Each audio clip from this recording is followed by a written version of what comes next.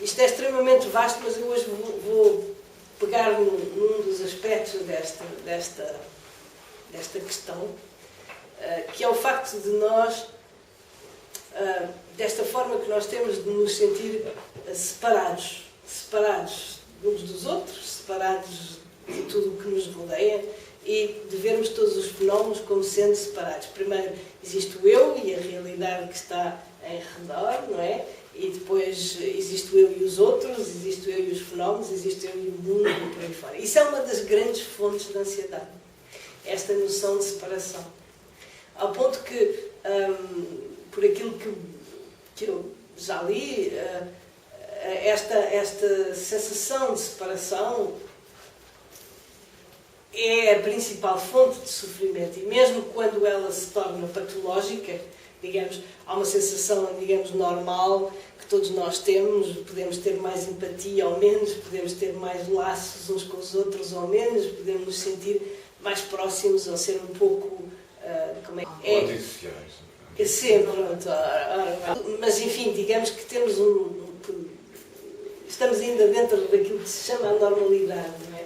Mas no caso, por exemplo, da doença psíquica, um dos fatores, por exemplo, a nível da esquizofrenia, é exatamente uma sensação exacerbada de separação.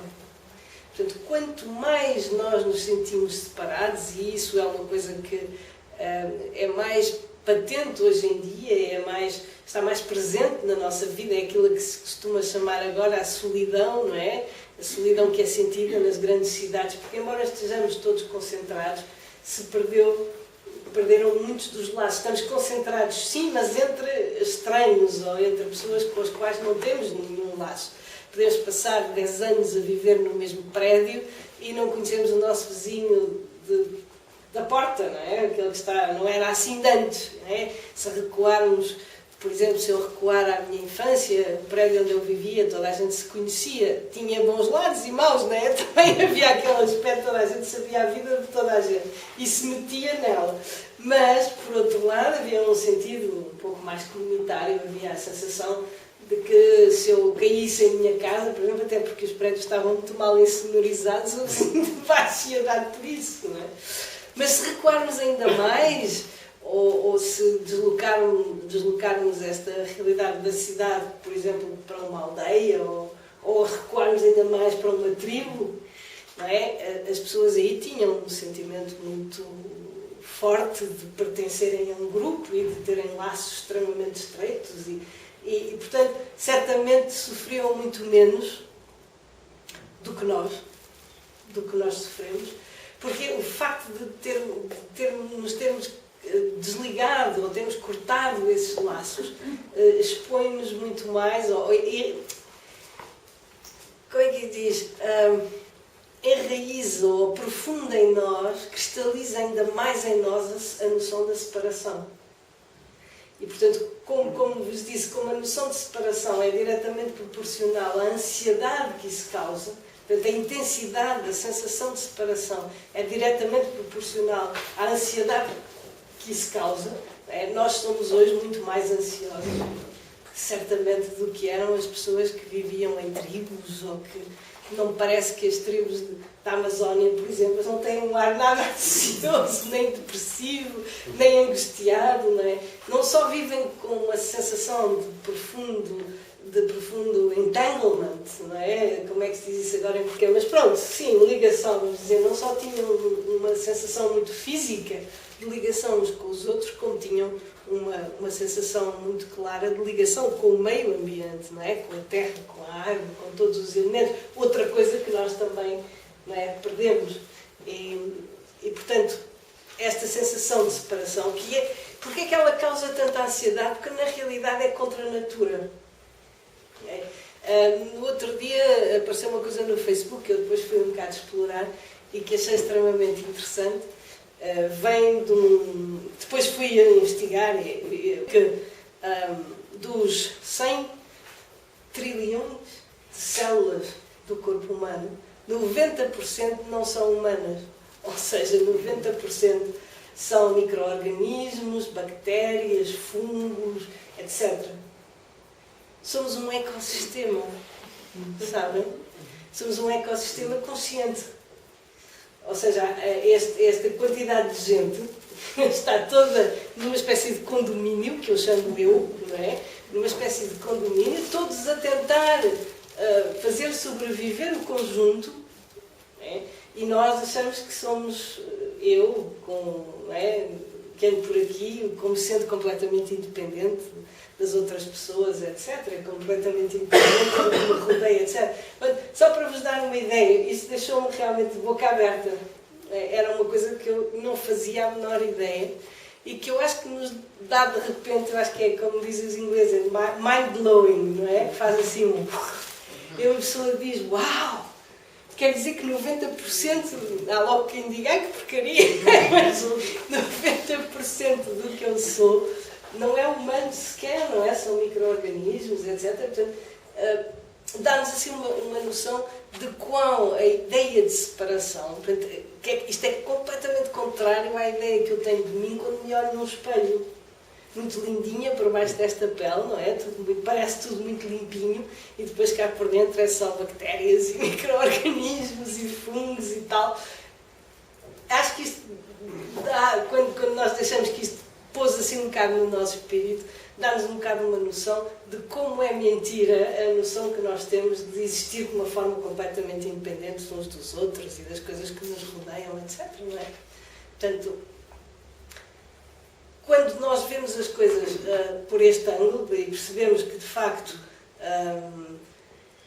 estamos numa tal interação que nem se podemos dizer que não é como duas coisas diferentes que interagem juntas, é estrutural. Não é? Eu não posso dizer que eu interajo com o meio ambiente, na realidade o meio ambiente está dentro de mim. Compreendem a diferença, se quiser. Portanto, é estrutural, eu faço parte do meio ambiente, eu faço parte daquilo que me rodeia e aquilo que me rodeia não me rodeia, está dentro de mim também, não é? Portanto, quando eu tenho esta noção, à medida que esta noção se vai aprofundando para uma coisa que não é meramente uma teoria ou que não é meramente uma visão intelectual, mas que no dia a dia eu vou compreendendo, assimilando, sentindo, sabem, sentindo esta conectividade, se quiserem, o facto de que esta separação é apenas aparente, isto vai à medida que isto se vai, digamos, infiltrando na nossa maneira de ver e sobretudo na nossa maneira de sentir, a sensação de estarmos tão separados uns dos outros, aquela angústia da separação, vai se dissolvendo, se quiserem. Quando a angústia da separação se vai dissolvendo, a minha insatisfação também se vai dissolvendo. Porque a insatisfação nasce exatamente da separação. Porquê é que eu me sinto insatisfeito? O que é uma sensação de insatisfação? É uma sensação de não estar completo, de me faltar alguma coisa. E porquê é que me falta alguma coisa? Falta-me alguma coisa porque eu me vejo como sendo separada do resto. Quanto mais eu me vejo como fazendo parte de tudo e tudo fazendo parte de mim, menos eu sinto que me falta alguma coisa. Porque, na realidade, tudo o que eu vejo à minha volta está dentro de mim e vice-versa, se quiserem. À medida que eu vou aprofundando isto, não é? Isto pode ser bonito de se dizer assim teoricamente, mas não é a forma como nós sentimos as coisas, por enquanto. Mas não é irreversível, não é impossível começar a sentir as coisas desta forma. Portanto, insatisfação e separação, na realidade, são as duas faces da mesma moeda, se quiserem. E estão ambas relacionadas de uma forma, numa proporção exata. Quanto mais eu me sinto insatisfeita, ou quanto mais eu me sinto separada, mais eu me sinto angustiada. E para compensar esta angústia, ou para preencher aquela falta que eu sinto por me sentir separada, eu procuro preencher com todo tipo de coisas, e eu acho que tenho que ir buscar coisas para preencher a minha sensação de existir, porque essa sensação de existir é uma sensação de existir de forma separada do resto. E depois temos a questão da meditação, que é a forma, digamos, experiencial de experimentar esta não separação.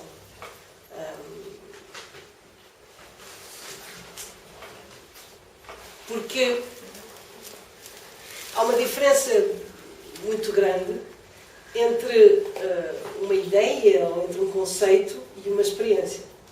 Estamos bem de acordo, não é? Uma ideia pode ser interessante e até pode mudar o nosso ponto de vista e até pode fazer alguma diferença na forma como nós vemos as coisas. Mas uma experiência é muito mais transformadora. Não é? Portanto, o que a meditação nos permite é experimentar esta não separação. Ir experimentando, aos pouquinhos, se quiserem. Ir experimentando esta não separação. Claro que para isso primeiro temos que fazer ali algum desbaste na nossa eloquência discursiva mental, quero eu dizer, na mente saltitante dos pensamentos que estão constantemente a surgir, que é também uma das fontes da nossa insatisfação e da nossa ansiedade e da nossa insegurança.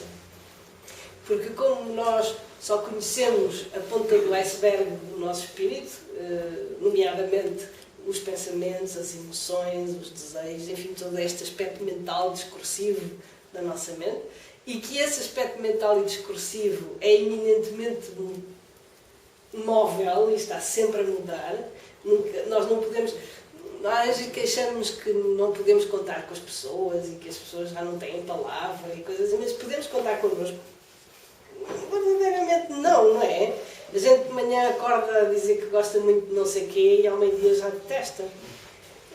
Já pensou melhor no assunto, afinal não era isso que eu queria. Portanto, dizer, como é que podemos esperar dos outros que eles sejam constantes nas suas escolhas e que se mantenham fiéis à palavra dada e não sei o quê, quando nós não conseguimos manter a nossa escolha da manhã para a tarde, não é? Somos todos iguais, portanto, não podemos ter também tais expectativas, nem em relação a nós próprios, nem em relação aos outros. Isso era bom nos tempos dos meus pais ou dos meus avós, em que as pessoas estavam mais ligadas a princípios do que a emoções. Não é? E, portanto, quando tinham dado uma palavra, quer a emoção tivesse mudado, quer não, mantinham-se fiéis a esse princípio, a essa palavra. Mas hoje em dia já não se funciona assim. E não estou a dizer isto como uma crítica. É mais como... porque, na realidade, essa não é tanto uma crítica como uma constatação dolorosa. Sabem? Porque o facto... esses princípios podem ser questionáveis. Eu não estou a dizer que, sei lá, patriotismo e coisas desse género têm um valor intrínseco, mas tinham pelo menos o valor de manter as pessoas numa certa estabilidade. Mesmo que fosse um bocado uma certa cegueira mental, se quiserem, mas pelo menos davam-lhes uma estrutura que hoje não temos, porque entretanto isso foi tudo à vida, não é? Hoje em dia as coisas ainda não quer dizer que ninguém se gira, já ninguém tenha em conta os princípios éticos, não estou a querer dizer isso, mas digamos, não é um elemento da sociedade tão importante e com tanto peso como tinha na época dos meus pais ou dos meus avós. É que as pessoas tinham os gentleman's agreement, não é? Concordavam-se uma coisa, era preciso ter um contrato, tinha dado a palavra, aquilo era como se tivesse sido selado. Não é? Estava a dizer, primeiro temos que criar aqui desbastar um bocado, ou seja, a primeira fase da meditação é sobretudo uma tentativa de estabilização, de não irmos atrás de todos os pensamentos. As pessoas acham que para começarem a meditar têm de deixar de ter pensamentos. Podem esperar a vida toda, não é? Portanto, por isso é que há tão pouca gente, no fundo, a tentar. Aqui vemos até bastantes pessoas, mas quando pensamos em percentagem a nível da sociedade, é uma ínfima minoria. Porque as pessoas têm muitas ideias erradas também, e têm nomeadamente a ideia errada que já deveriam ser absolutamente experientes em meditação para começar a meditar, não é? O que é uma coisa um bocado absurda, não é? Portanto, mas a ideia da estabilização da atenção não é deixar de ter pensamentos, é passar a estar consciente deles mas não consciente deles da forma como nós normalmente achamos que estamos. Ou seja, para nós estar conscientes dos pensamentos é estar a avaliá-los. Diga, ai que horror, eu não devia pensar isto. Não é disso que se trata. É simplesmente ganhar como que uma capacidade, é como dar os pensamentos têm um tal poder de sedução, que nos absorvem como se fossem um aspirador potente, que faz... E nós, quando damos conta, aliás, nós praticamente nunca saímos de dentro do aspirador, porque assim, porque há um pensamento e depois outro, e depois outro, e depois outro, e portanto nós andamos ali a rodar dentro do filtro, não sabemos como fazer para sair. A meditação ensina-nos justamente a extrair-nos de dentro desse saco de aspirador, E observá-los. Claro que, obviamente, estamos constantemente, inicialmente pelo menos, a ser sugados para dentro outra vez, não porque seja irremediável, mas porque é um longo hábito. E que, por conseguinte, por causa desse hábito, deixamos constantemente cair, digamos, levar pela sedução dos pensamentos, porque aparentemente eles dizem a respeito a coisas extremamente importantes. E, portanto, porque tenho agora um e-mail para mandar, e porque chegou agora uma mensagem, e porque tenho que ver como é que vou fazer este fim de semana para ir com os meus amigos, ou coisas muito mais graves, como, enfim, aparentemente mais graves, como pagar a prestação da casa, ou seja, hoje é o último dia para pagar a renda, ou qualquer coisa assim do estilo. E como andamos constantemente enrolados em todas essas preocupações, e os pensamentos estão constantemente a disparar coisas muito importantes, às quais nós temos absolutamente que dar a resposta. Ou não, até ao dia em que decidimos que não damos, não é? Mas é preciso já ter chegado a alguma forma de consciência para decidir que tudo tem o seu tempo. Porque a questão, pode parecer aqui que eu estou a tentar querer dizer que não é preciso pagar a renda da casa, não é verdade? Não é isso que eu quero dizer, mas sim o momento. Percebem? Quando é o momento de pagar, pago. Eu não preciso estar a pensar nisso quando não é o momento de o fazer. Não é? O que nós normalmente fazemos é que sentamos-nos para meditar e é nesse momento que pensamos que tem que ir pagar a renda da casa e não quando estamos em frente ao computador e seria o momento ideal para o fazer. Estão a perceber o que eu quero dizer? Portanto, o primeiro trabalho é estabilizar e, contrariamente, dizia eu, àquilo que as pessoas pensam, não é estar sem pensamentos, mas é conseguir uma atenção estável, seja qual for o fluxo dos pensamentos. Quieto. Exatamente. Quando começamos, ao princípio isto não vem logo, não é? Porque não conseguimos desembrulhar-nos deles, do fascínio que temos por eles, não é? Mas, aos poucos, vamos conseguindo, por breves instantes, às vezes são tão curtos que mal dá para usufruir deles, não é?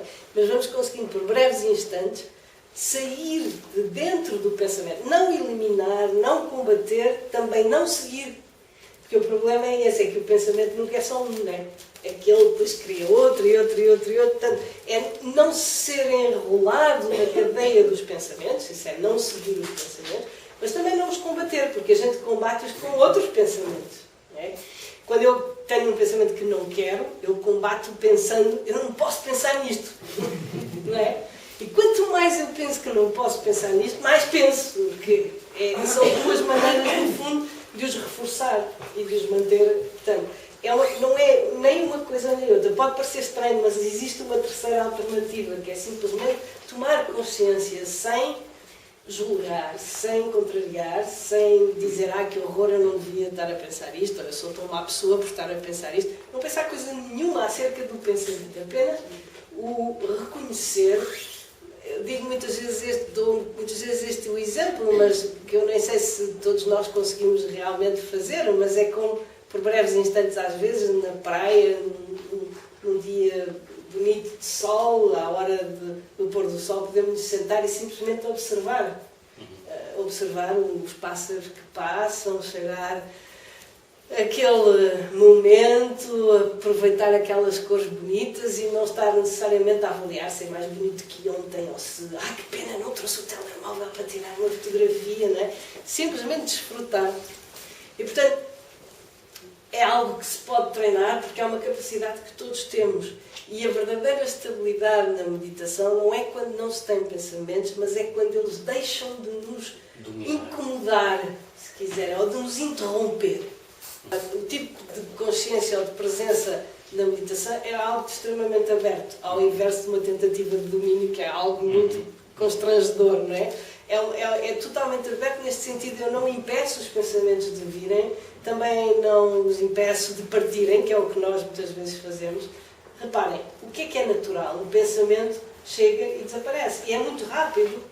Bem, quando eu tenho a sensação que não consigo libertar de um pensamento, não é que ele não se possa ir embora, é que eu estou constantemente a recomeçar, se quiser. Ele vai embora e eu vou outra vez buscá-lo. Ele vai embora e eu vou outra vez. Portanto, sou eu que estou a impedi-lo de passar. O mais natural seria que ele chegasse e fosse embora. Portanto, quando eu digo que há uma atenção aberta, é aberta nas duas pontas. Ele entra e sai. Percebem? Portanto, eu não o impeço, não lhe fecho a porta para ele não chegar, porque ele depois começa, não é, a bater na porta. E também não o impeço de ir embora, deixo-o simplesmente passar.